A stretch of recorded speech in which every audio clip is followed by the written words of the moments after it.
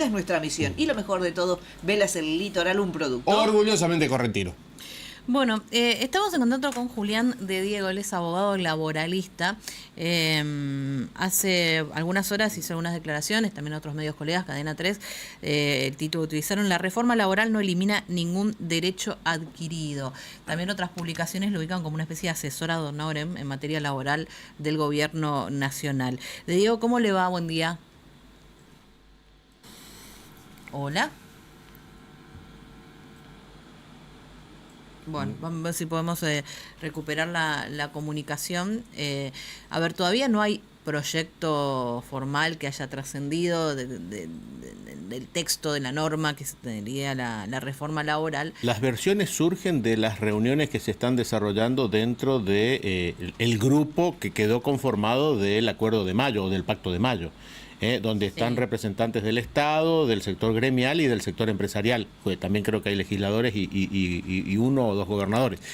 Allí se habló o se estableció una especie de línea de temas a tratar dentro de la reforma, pero texto oficial no hay ninguno. Oficial no hay ninguno, y en realidad un poco para evitar que se lo vaya a vilipendiar, digamos, en cierta medida, la estrategia al parecer es ir por paso, digamos, primero el presupuesto y de ahí ir viendo, digamos, tal vez la reforma impositiva primero, después la reforma laboral. Si le va bien en los números, probablemente el proceso sea más largo. Julián, Diego, hola, ¿qué tal? ¿Cómo le va? Buen día. Buen día. Ahora sí nos podemos escuchar. Bueno, todavía no hay texto oficial. Ha trascendido que usted sería una especie de asesor ad honorem en materia laboral del gobierno. ¿Esto es cierto?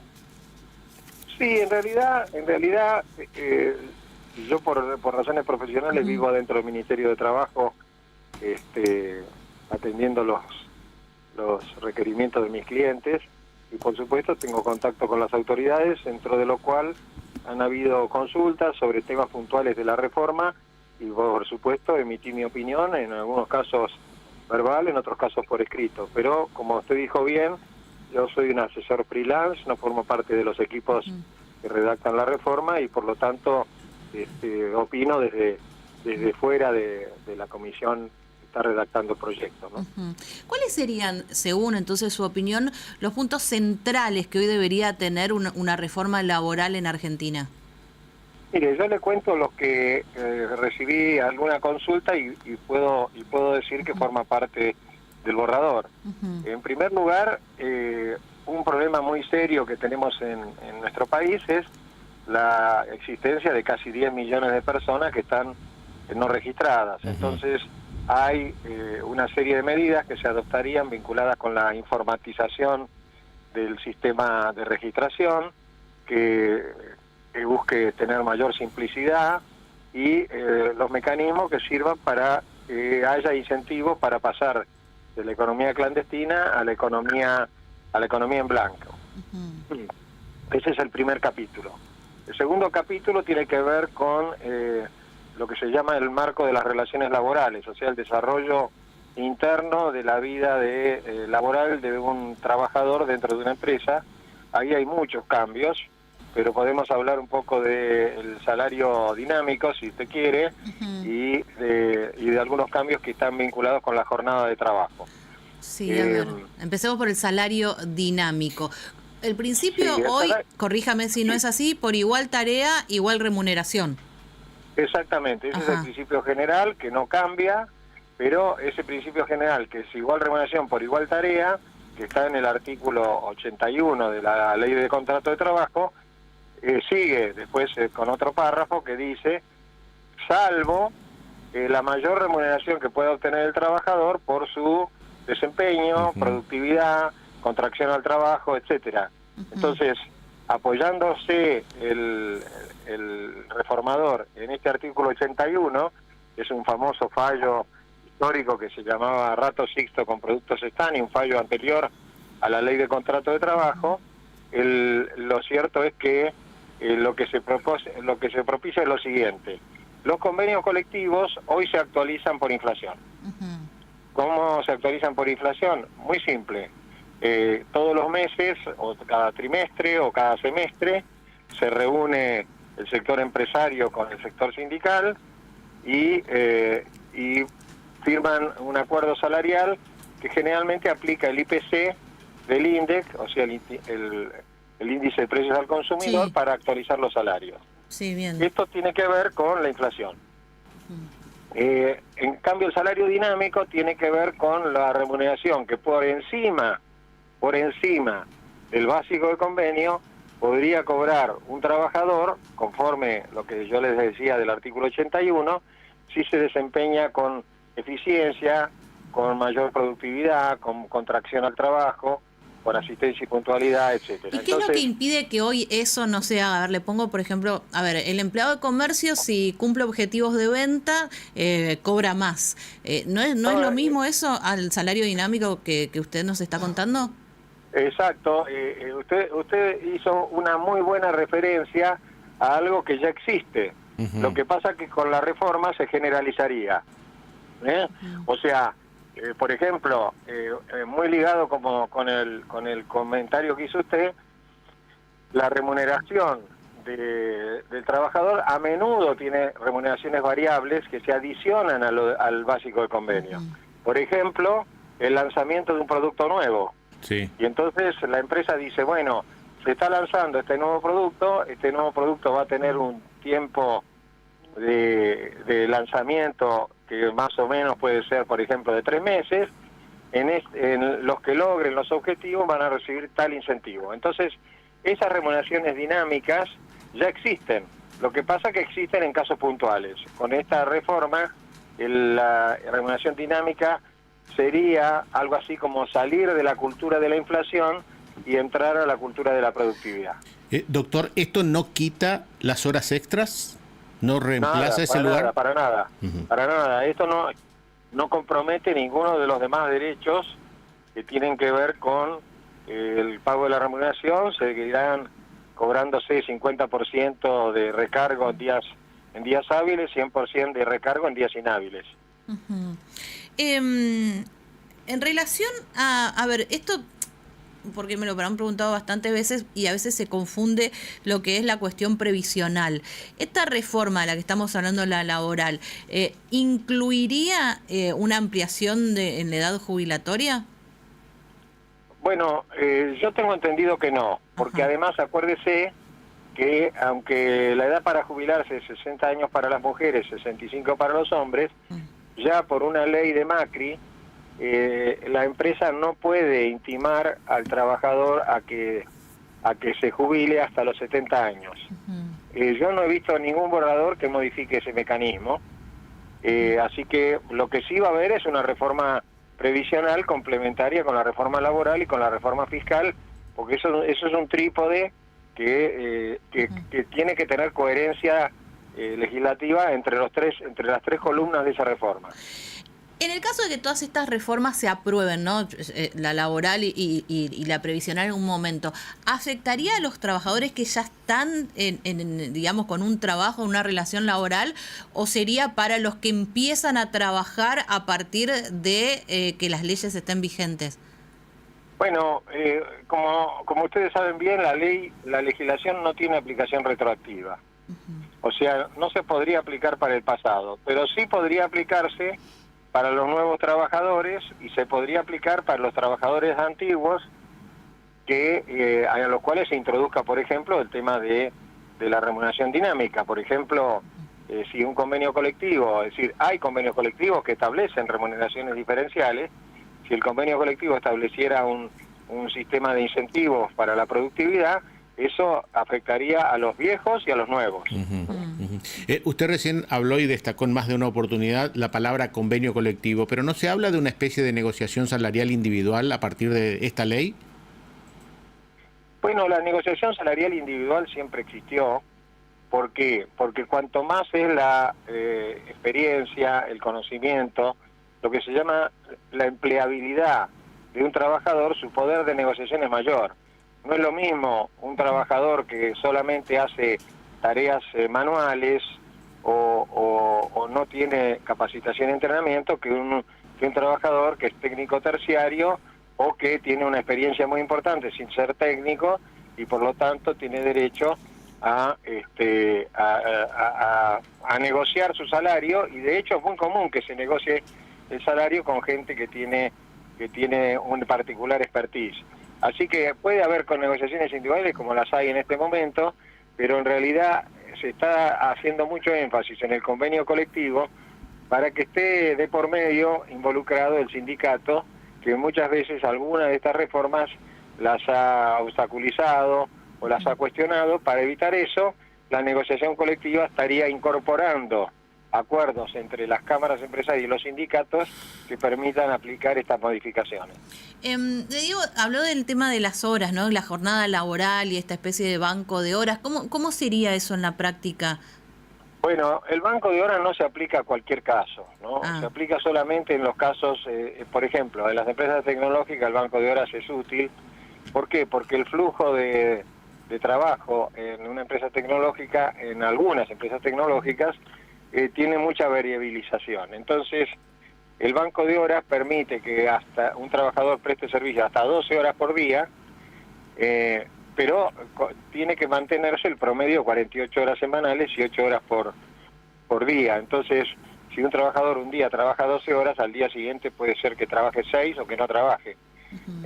Esto podría ser, por ejemplo, en un shopping, ¿no? Es decir, un shopping que el 90% de las ventas las hace entre viernes, sábado y domingo, y en viernes, sábado y domingo va a tratar de concentrar la mejor cantidad de gente y en la mayor cantidad de horas. Pero después, lunes, martes y miércoles, la caída del público es muy grande y entonces ahí le da el descanso que le comprometió durante el fin de semana. A ver, siempre, realidad mata, podríamos decir, todo lo que estamos hablando, pero esto no atentaría en algún punto contra lo que es la generación de más empleo, porque si yo tengo una jornada laboral, lo que voy a tener que hacer es contratar para reforzar los fines de semana a otro empleado. Si puedo, digamos, ahora, más allá de que después ese empleado compense, hacerlo con un solo empleado, ¿no estaría, digamos, como yendo hacia atrás con ese objetivo de generar más empleo? Bueno, es un buen punto ese. Primero, digamos, que cuál es el principio general. No es posible generar más empleo con una reforma laboral. La generación auténtica de empleo es con crecimiento. Y para que haya crecimiento, los inversores reclaman claras reglas de juego. Esto tendría que ver, sí, con la reforma laboral, previsional y fiscal. Que no haya contraindicaciones o cambio de esas reglas de juego y que haya previsibilidad. Entonces, lo que se supone que vamos a ingresar en breve es a esta etapa de búsqueda de confianza, porque nosotros hemos defraudado durante muchos años la confianza de todo el mundo, no cumpliendo con nuestras obligaciones, y ahora estaríamos generando mecanismos y resortes para que esa confianza se recupere. Así que es cierto lo que dice usted, que si se hacen implementaciones sobre mecanismos que se podrían incluir en la ley, pero sin crecimiento, podría ser que haya compromiso del empleo. El empleo crece solamente si hay crecimiento económico. Me preguntan, a ver, yo le traslado porque dice, los rubros que están categorizados por zona en el tema salario, ¿sufrirían alguna modificación? No en disminución de la zona. Lo que pasa es que hay muchas zonas del país que se consideraban zonas inhóspitas, sí, que ahora son grandes ciudades que tienen todos los recursos. Entonces, en la negociación colectiva hay un proceso de reformulación de los adicionales por zona, pero no está en la reforma. En la reforma que yo he visto, en los borradores que he visto, no está la reformulación de los adicionales por zona, que ya le digo, siempre están en proceso de cambio, porque una cosa es trabajar en la ciudad de Ushuaia y otra trabajar en Río Grande. Entonces, dependiendo mucho de cómo son los recursos y las necesidades, además de las condiciones climáticas, además de las condiciones ambientales, el adicional por zona va a existir siempre, porque nosotros verdaderamente tenemos zonas,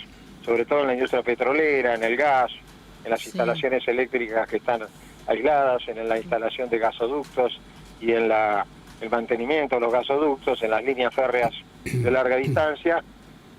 Tenemos zonas inhóspitas que requieren siempre de un adicional para compensarle al trabajador el mayor esfuerzo o las contingencias que tiene que sufrir en el lugar, ¿no? Hay dos formas de, quizás no sería formalmente trabajo, pero que son maneras en las cuales las personas se ganan la vida, que han tenido muchísima expansión en el último tiempo.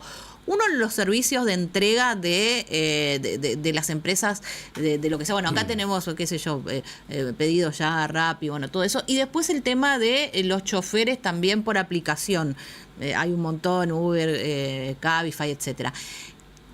A ver, ¿qué figuras son? ¿Son trabajadores independientes? ¿Son tercerizados? ¿Son empleadores o son empleados formales? ¿Dónde entraría? Porque son un montón de personas que hoy tienen como medio de vida esta forma. ¿Están desprotegidos hoy y la reforma les daría algún marco? Bueno, yo no tuve acceso a borradores de este tema, pero le cuento dos cosas que están pasando en el resto de los países desarrollados del mundo en esta materia. Ninguno de los países centrales, estoy hablando de España, Francia, Italia, Gran Bretaña, Estados Unidos o China, utilizan el sistema de delivery o el sistema de transporte de pasajeros como un trabajo dependiente. Todos lo consideran un trabajo autónomo, pero obviamente el trabajador se tiene que inscribir como autónomo y tiene que tener alguna cobertura adicional de seguros de responsabilidad civil frente a terceros y de seguros propios para tener cobertura de salud. O sea, ahora, un intermedio ¿por entre qué un empleado y un monotributista sería. Exactamente. ¿Por qué en estos países no se los consideró empleados en relación de dependencia? Porque si ingresan al sistema de dependencia, la cantidad de gente que está involucrada en esto desaparece. Entonces, han hecho, en la mayoría de estos países, han generado una cantidad de mecanismos a lo que sería un equivalente nuestro del monotributista. Mire, el ejemplo más cercano es Mendoza. En Mendoza, el gobierno de la provincia de Mendoza estableció que un trabajador de transporte de personas que está en estas marcas que ustedes mencionaron, tiene que tener carnet profesional, tiene que hacer la revisión del vehículo una vez por año, tiene que tener seguro contra terceros y tiene que tener seguro personal. Y por supuesto se tiene que inscribir como monotributista. Entonces el desamparo virtual que podría tener se reduce considerablemente siendo trabajadores autónomos sin estar en relación de dependencia. Hoy el servicio de transporte de personas en Mendoza es un ejemplo de eficiencia. Los vehículos están todos controlados, los choferes tienen carnet profesional, los seguros están vigentes, si no, no pueden circular. En fin, si uno recurre a mantener el modelo agregando estos institutos, el sistema puede funcionar perfectamente y como ustedes han dicho recién, esto representa miles de puestos de trabajo autónomos que hoy forman parte de la economía real de todas las provincias. Doctor, dentro de los miedos que se transmiten sin conocer en detalles el proyecto, se habla de una flexibilización para las indemnizaciones, perjudicando lamentablemente al trabajador perjudicado nuevamente. Bueno, mire, hay muchas versiones. Yo le digo lo que yo vi en el borrador, que no hay ningún cambio en la indemnización por despido. Es una indemnización igual que siempre, un mes de sueldo por fracción mayor de 3 meses. Lo que sí hubo en un momento, que creo que ahora se desestimó, pero eso la verdad que no lo puedo confirmar yo porque no integro la comisión, es que ahí va a haber un tope. O sea, si yo tengo 20 años de antigüedad, iba a tener un tope de 10 años. Y mi comentario, y este es un comentario técnico personal, era el siguiente: si yo tengo un trabajador que tiene 20 años de antigüedad y ahora con esta reforma le pongo un tope de 10, obviamente me va a judicializar el reclamo, va a decir que la aplicación es retroactiva y que afecta a derechos adquiridos, con la probabilidad de tener altas posibilidades de tener éxito. Con lo cual, no podría aplicarse un techo a los viejos trabajadores. Y a los nuevos, si yo le fijo un tope de dentro de 10 años, tiene efectos en el año 2035, ¿no? O sea, tendría efectos a partir de los trabajadores nuevos que ingresen dentro de 10 años. Esos no son los objetivos de la reforma. Así que yo creo que los topes no van a estar, la indemnización por despido va a tener el mismo monto de siempre, se le agrega, esto sí se lo aclaro, el caso Bisotti, que es un caso de la Corte Suprema que se aplica en forma pacífica en todas las empresas y que afecta más que nada a los gerentes que ganan mucho dinero y que cuando se aplica la fórmula de la indemnización por despido sufren una quita muy importante por la aplicación de los topes. Entonces, el caso Bisotti es muy bueno que esté dentro de la ley porque a ese segmento de la población, a la gente que gana mucho dinero, lo beneficiaría. De Diego, muchas gracias, muy amable ha sido. No, y ¿le puedo hacer un comentario? Sí. Me sentí muy confortable con ustedes porque ustedes hicieron muy buenas preguntas. Bueno, muchas gracias. Muy buenas preguntas. Es decir, se nota que el tema lo estudiaron y que así que les agradezco porque a mí me facilitó la exposición. Muchas gracias, De Diego, muy amable. Bueno, Julián De Diego es abogado laboralista, es uno de los asesores en reforma laboral del gobierno. Decía, no tiene vinculación, no es un empleado del ministerio, pero es uno de esos asesores freelance, como él se caracterizó, y creo que nos anticipó, porque es uno de los pocos que habrá visto el dichoso borrador, algunos temas que estarían incluidos en el proyecto definitivo. Son las 8:30, Tere. Ay, Jesús misericordioso. Muy Qué bien, bárbaro. nos vamos a la pausa. Hoy hablamos de